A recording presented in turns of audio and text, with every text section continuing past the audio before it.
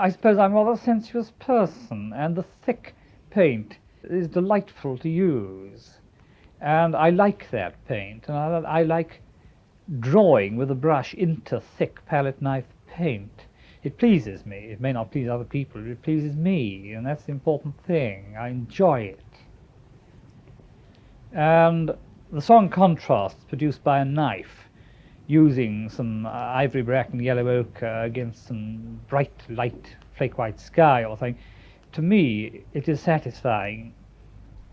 I like to build up shapes, and tension is produced the whole time, I think. Perhaps I paint very tensely. The actual bits of paint, one against the other, creates tension. It perhaps is a release of tension for me, but a creation of tension in the painting. Moving from, that is, from me to the painting. I suppose the mountains have created my style, the actual palette knife work.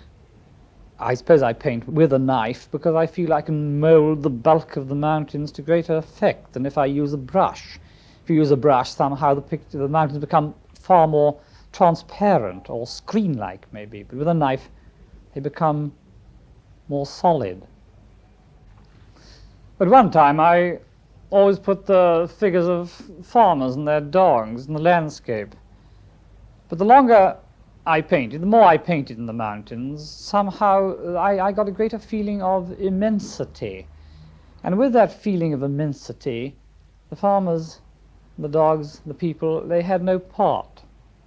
In this way, I suppose my pictures became more abstract.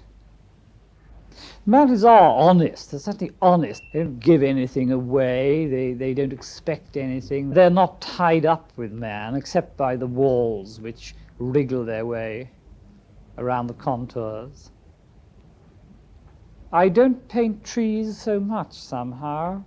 I don't know why. They seem to me to be rather vague and feathery things compared with the bulk of a mountain.